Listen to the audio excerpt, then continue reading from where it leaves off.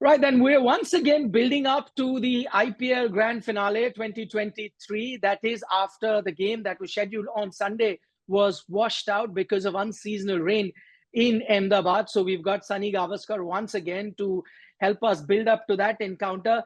Saivai, today also rain is predicted in Ahmedabad. There has been slight rain there early evening. But what I'd like to know from you, because you've been there and we saw that in qualifier number 2 as well, and in general, are the facilities in Ahmedabad good enough? Even if there is a bit of rain in early evening as it's predicted, you can really have a game and it can start very fast? Or do you think no, in case there is rain, the facilities may not be equipped to ensure that we have a timely start? Oh, the facilities are fantastic. It's a sand-based outfield. So even yesterday, when it was raining quite heavily, and there would be puddles, the moment the force of the rain would come down and it'll be a bit of a drizzle, that which was looking like a lake would dry up immediately. So I think the facilities are fantastic. The Super Sopper is doing a fantastic job as well. And so a little bit of rain is not going to stop the game from beginning. So, but by all accounts, the weather forecast is good. So fingers crossed, we'll get a proper 20-over game as a final deserves. Well, that was going to be my next question. Do you think both teams and also, hundreds and thousands of fans would be very relieved that instead of, I know that, their plans must have changed. They've had to make last minute arrangements. We were showing that in our program as well. A lot of fans that we saw sleeping at the railway station in Ahmedabad because they must have had just booking for one night. But overall, do you think that they would have been happy somewhere? It's better to have a 20-over game than to have, let's say, a 5-over shootout or probably even a super over sort of a shootout. Absolutely. I think these are the two best teams, as we saw at the league stage in the points table, top two teams. They would want a proper 20 overs game because it would be unfair on both the teams to have a shortened game. Even if it was a 10-over game or a 12-over game or a 16-over game, I don't think it would have been fair because, both the teams would not be able to use their bowlers for their proper quota. So clearly, I think all plans would have changed. So it's a good thing that a reserve day had been kept, and we will now get a proper 20 overs finals. Does the playing condition in any sense, change because we've had overnight rain and rain for the previous day and slight rain on Monday as well? Do you think that changes the playing condition, or because the area is covered, wouldn't really make much of a difference? The outfield would have been a little bit wet in case the game had started yesterday. But today, I don't think so. Today, it'll have dried up because, it's been bright the whole day. So I don't think that should be too much of an issue. And really, I think the only thing that would be is that there would have been a little bit of sweating under the covers for the pitch, which will mean that there'll be just a little bit, would have been a little bit of moisture, which will help the ball to come onto the bat a little bit better. So that would be the only change that I think would be there, but not anything that would have a huge effect on the match. The only thing that is slightly worrisome from an Indian fan point of view is the fact that a few of those players are going to be part of the WTC squad. They're scheduled to travel to England on the 30th, and of course, today being 29, so they'll still make that flight on the 30th. But that slight gap, do you think players would be worried that, I wish they had that one day in the middle, the ones that have to travel, but that's how the cookie crumbles? Oh no, I don't think that'll be a concern at all because they still get 6 days to get ready for the WTC finals. Don't think that's a concern at all. The concern would have been in case somebody slipped, but that's not likely to happen.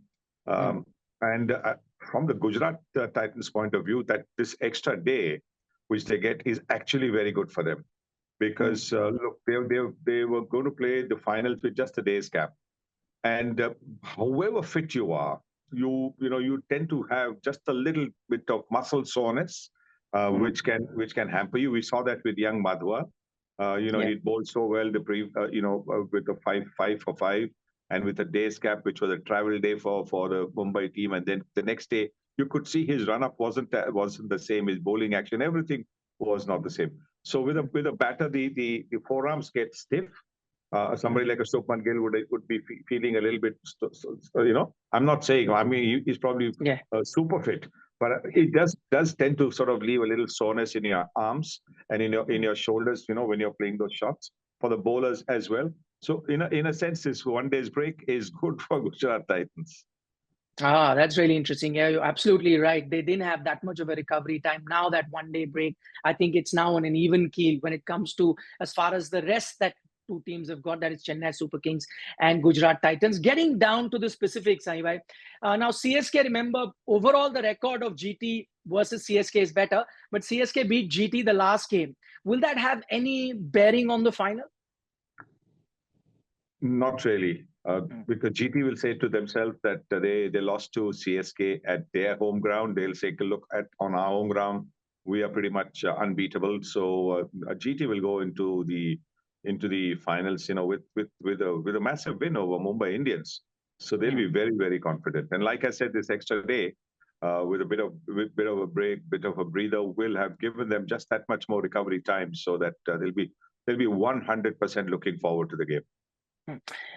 So chasing seems to be the trend in T20. Mostly we've seen if teams win the toss, they decide to chase. But in knockouts, and at least the 3 knockouts that we've seen so far, batting first seems to be working. 100% record for teams that are batting first. What do you reckon team winning the toss would like to do, considering it is the big finale and pressure is going to play a major role? They would like to bat first as well, because runs on the board, as they say, is, can put pressure.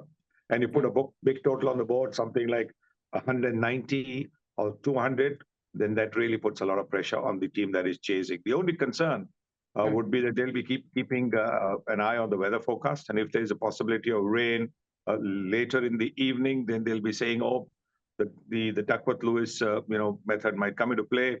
So let's look at maybe fielding first, so that in case the overs are reduced, then we know exactly what to do, how to pace our chase. The one thing that we know about Ahmedabad, Sanibhai, is that it's a batting paradise. We saw that in the last game between Mumbai and Gujarat Titans, as we've seen throughout this season too. Now that you say it'll be sweating, it'll probably become even better for batting, because as you said, the ball will come onto the bat. In a scenario like this, a batting pitch that will be on offer most likely, which team do you think the conditions suit better, Gujarat or CSK?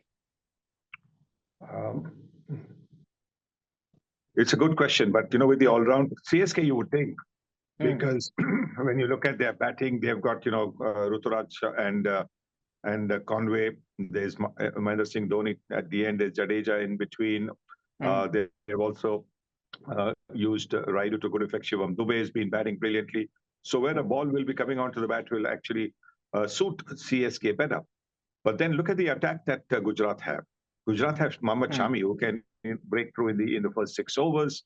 Then Hardik Pandya himself is bowling, so Hardik is not easy to score off. Then in the middle overs, you've got Rashid Khan, and towards the end they've got Mohit Sharma. So yes, I just think that I'm so happy that we're going to have a proper 20 overs game, because we'll really get to see a good game of cricket. I was going to ask you about, what would be the ideal playing 11. I'm not going to ask you about CSK, because everyone knows MS Dhoni will seldom make any changes. He continues to play with the team. Unless there's a niggle, you are unlikely to see any change, in his playing 11. So I'll ask you about Gujarat Titans, because I go back to that qualifier one. Many thought that they were overthinking. They tried to do a few things out of the ordinary. Then they rectified that in the next game versus Mumbai Indians, got their best 11 going, whereby they had someone like a Josh Little come in for Nalkande, and they got Shanaka out, and they got someone like Sai Sudarshan, got the balance right of the team. Do you think that's the best 11 for Gujarat to play against CSK in the final too? With the kind of form all of them have been in. Nalkande, yes, he's a promising young, fast bowler. But Josh Little had played earlier on. So he had a sense of what was expected of him. He knew, and he was been bowling well. He had just been playing cricket for Ireland as well. So in rhythm, well, Nalkande hadn't played much. So, not easy to get the rhythm straight away. Similarly, when you look at the batting, Sai Sudarshan had been in great form. He had a bit of an injury, a bit of a niggle, so he missed out. And so to bring him back, and look at the way he batted again. So yes, I think I don't think Gujarat will make any changes. So you're likely to see the same playing 11 for both CSK and Gujarat Titans. I'm going to ask you now to pick one player from the CSK team that you think can be the X factor in the final. The one player who can be the X factor is Ravindra Jadeja. And one player similarly from the Gujarat Titans side that you think can be the X factor, and why? The one player would be again a bowler, Rashid Khan, because in the finals, look, it's the bowlers who bowl their last 5 overs well that go on to, those teams go on to win the games. And finally, Sahibai, before I let you go, Ambati Rayudu announced his retirement, saying that this is going to be his final IPL season. He had announced it last time as well, but then CSK convinced him to continue for one more season. How would you remember Ambati Rayudu's IPL career? He's played 14 odd seasons, if I'm not mistaken, been part of multiple franchises like Mumbai Indians, CSK, multiple IPL winning sides as well. Well, he's been a destructive player. Batting at number 3, sometimes batting a little bit lower down the order. He's scored runs for all the franchises that he's played. He's given it everything. He's been one of those players who has been able to play impact innings when needed for the team. So he's somebody who will be missed in the IPL. I think he was at home, really felt at home in the CSK environment. Where, the dugout, the dressing room, the management group, everybody made him feel, just that much better. And so his best performances came while playing for the CSK. And I'm hoping that he goes out with a bang in the big finals today. And, so that is the best way that people remember him, making a telling contribution to the team in his final game. Final question, Sahibai. I asked you to pick a team yesterday. That time you had said your heart was with CSK, but mind was with Gujarat Titans. Has anything changed today? No, nothing. Nothing has changed. I think it is still the same. And with that extra day's rest, I do believe that the Gujarat Titans team will be just that much fitter and raring to go. All right, Sunil Gavaskar, thank you so much for speaking to us. For the moment, all I'll ask, of you as well as all the, viewers that are watching us, just keep your fingers and toes and whatever else you want crossed. Let's just hope that we get to see a full 20-over game, because it is, after all, an IPL final. Yep.